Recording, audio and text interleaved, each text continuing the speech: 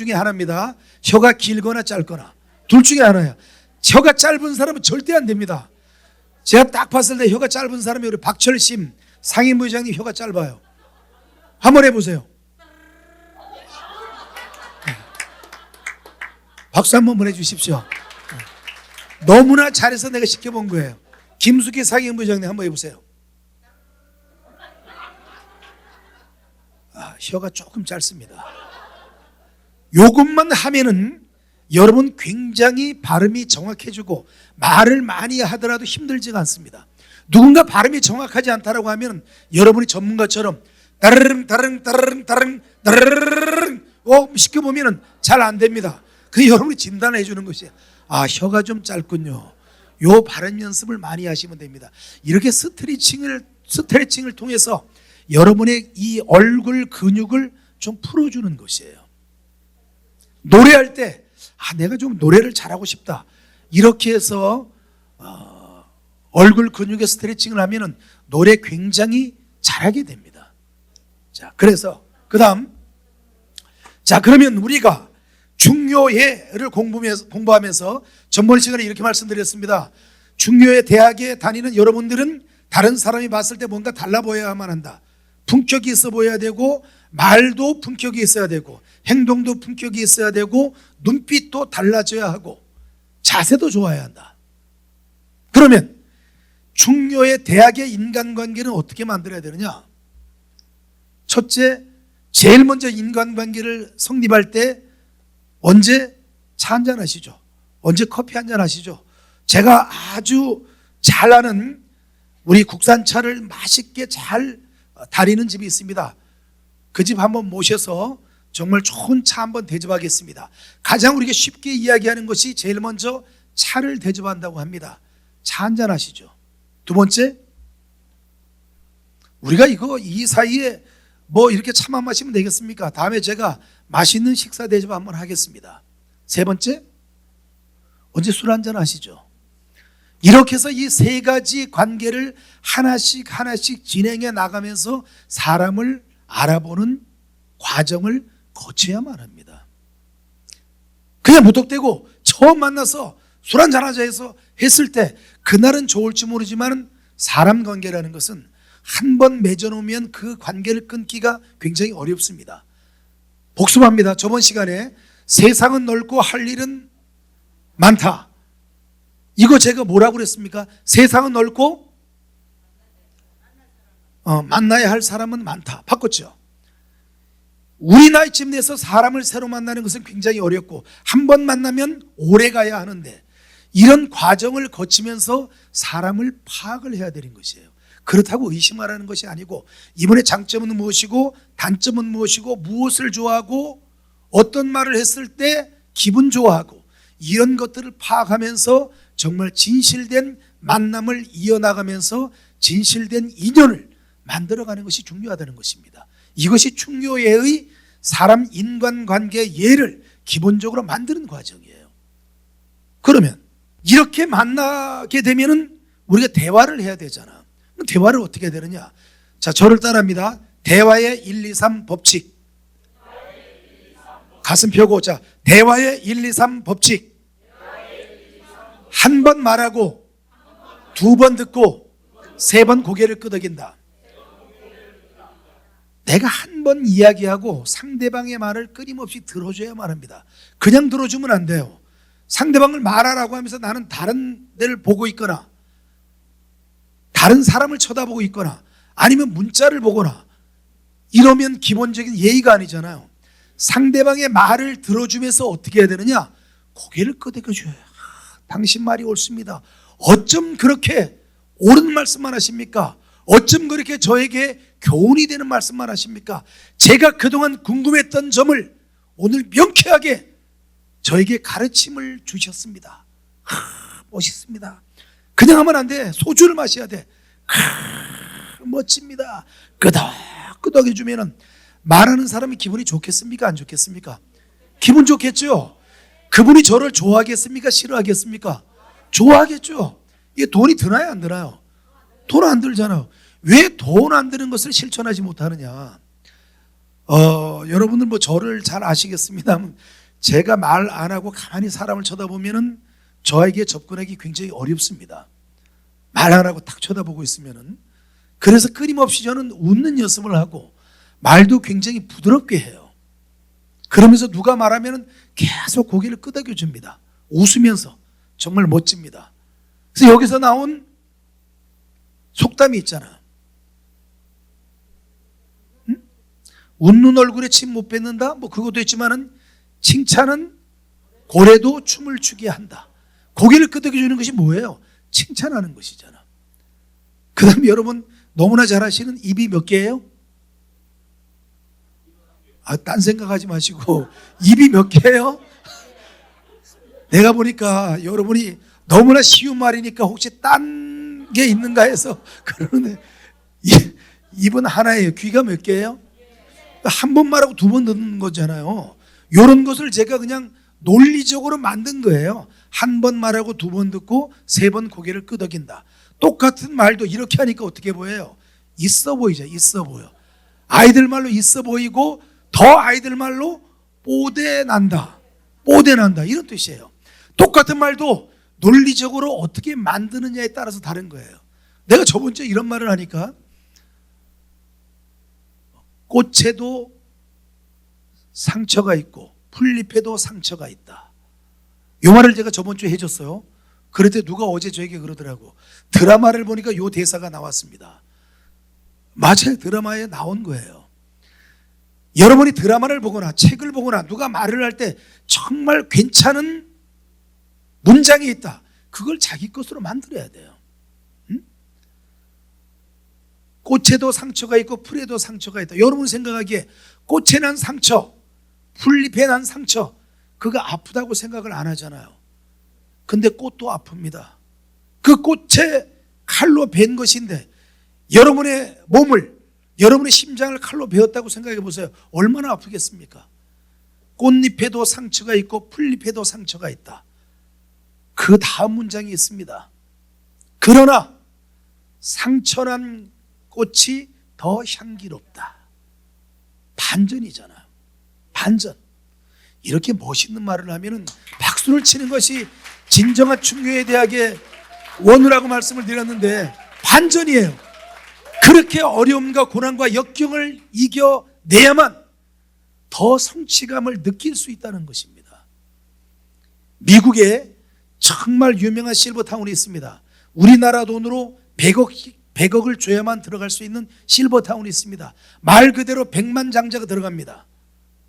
그런데 여러분 놀랍게도 모든 것이 다 갖춰져 있습니다. 골프장, 테니스장, 수영장, 병원 다 있는데 아무것도 부러울 것이 없는 부부가 실버타운에 들어갔는데 그 실버타운에 살고 있던 그분들하고 밖에서 온갖 시련과 어려움과 스트레스 다 받았던 분들과의 평균 수명을 비교해 보니까 밖에 있던 분들의 평균 수명이 5년이나 더 높았습니다. 왜냐하면 너무나 아무 근심 걱정이 없으니까 면역력이 떨어져 버린 것이에요.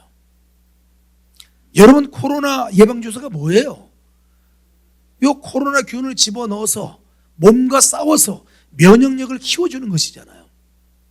그 상처를 아물게 하는 것, 그 상처를 치유하는 것, 그러면서 내가 도전정신으로 내가 이루고자 하는 꿈을 이뤘을 때 그 성취감이 크다는 것이에요. 따라해 볼까요? 꽃잎에도 상처가 있고 풀잎에도 상처가 있다. 그러나 상처난 꽃이 더 향기롭다. 이런 것을 머릿속에 탁 두면서 여러분의 생각과 행동과 말을 갖춰 나가면 역시 충교의 대학에 다니는 학생들이 역시 품격이 있구나, 말 한마디 하더라도 정말 멋있구나. 똑같은 노래를 했을 때 나훈아 버전, 조용필 버전, 남진 버전, 임영웅 버전 다 나름대로의 무엇이 있어요? 매력과 컬러가 다르잖아요. 여러분의 컬러를 가지고 있어야만 해요. 유머를 잘하는 사람이 정말 성공한 사람이라고 그러는데 저는 너무나 진지해서 탈이에요. 유머가 잘한데, 유머가. 저도 연습 많이 하고 있습니다. 자, 이제 하나 하고 이제 마치겠습니다. 자, 여러분이 너무나 잘 아시는 빌리 브라이언트 서독수상, 빌리 브라이언트 서독수상, 이분이 바로 라인강의 기적을 만드신 분입니다. 서독의 4대 대통령이에요. 박정희 대통령이 가장 존경하는 분이 빌리 브라이언트 서독수상입니다. 왜냐하면 대통령 재임 기간 때 같이 서독수상과 우리 대통령이 했어요. 라인강의 기적을 이룬 빌리 브라이언트 서독수상을 박정희 대통령이 존경하면서 우리는 무엇으로 바꿨느냐? 한강의 기적으로 바꿨습니다. 1970년, 1945년 2차 대전이 끝났는데 이 빌리 브라이언트 서독수상이 1970년 12월 7일 날 비로소 폴란드를 방문했습니다. 폴란드 국민은 우리나라 국민들이 일본을 미워하고 싫어하고 증오하듯이 폴란드 국민들은 독일을 싫어합니다. 왜냐하면 2차 세계대전 때 독일군이 폴란드에 있는 유태인 600만 명을 살해했습니다. 어디서 제일 많이 살해했느냐? 많은 곳에서 죽였지만 아우슈비츠라는 폴란드 작은 도시, 인구가 30만 명도 안 됩니다. 그곳에서 유태인을 200만 명을 학살했습니다. 어떻게 학살했느냐? 총도 아깝고 칼도 아까우니까 그냥 전부 다 어른, 아이, 남녀노소 할 것 없이 옷을 발가벗겨서 독가스로 다 살해했는데 200만 명을 살해했습니다. 그 아우슈비츠 수용소에서. 그때 숨져갔던 유태인들, 그리고 2차 세계대전 때 목숨을 잃었던 이름 없는 무명 용사의 묘에 빌리 브라이언트 수상이 그곳에 가서 이제 독일과 폴란드가 새로운 경제 협력을 이루어서 함께 잘 사는 나라를 만들기 위해서 최초로 우리나라에 일본 현직 수상이 오는 것과 똑같이 바로 그곳 국립묘지에서 이름 없는 용사의 묘 앞에 쓰더니 바로 빌리 브라이언트 서독수상이 무릎을 꿇습니다. 우리나라도 무릎을 꿇는 것은 굉장히 굴욕적인 것이지만 서양에서 무릎을 꿇는다는 것은 이것은 완전한 행복을 이야기합니다. 무릎을 꿇는 것은 내 목을 치는 것이나 똑같은 거예요. 목을 치라고 할 때 무릎을 꿇습니다.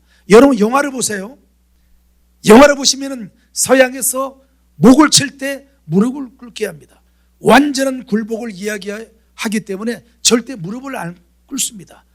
그런데 빌리 브라이언트 서독수상이 1970년 12월 7일 비가 내리는 그때,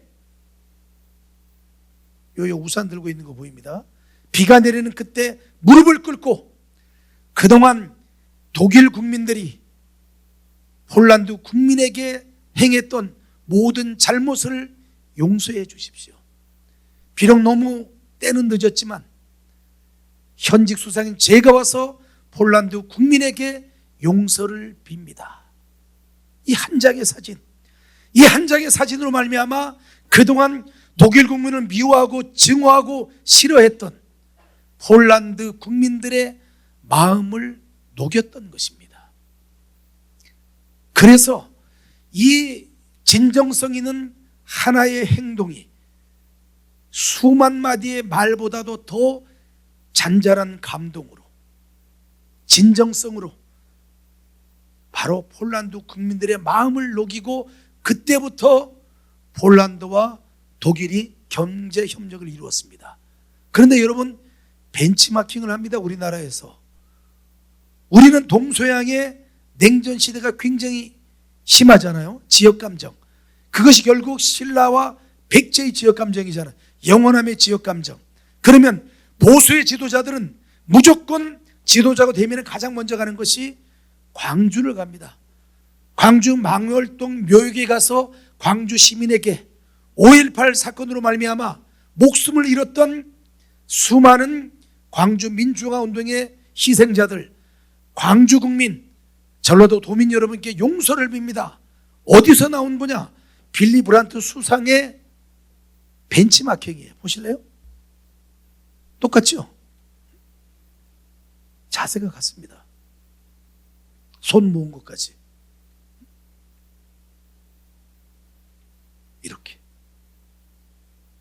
이렇게 하면서 서로의 지역 감정을 녹이면서 서로 화합하고, 서로 사랑하고, 서로 아껴주고, 서로 보듬어 안는 이러한 사상이 바로 세 글자로 하면, 크게 한번 해보세요. 사상이라고 생각하면서 오늘 강의 마치겠습니다. 고맙습니다.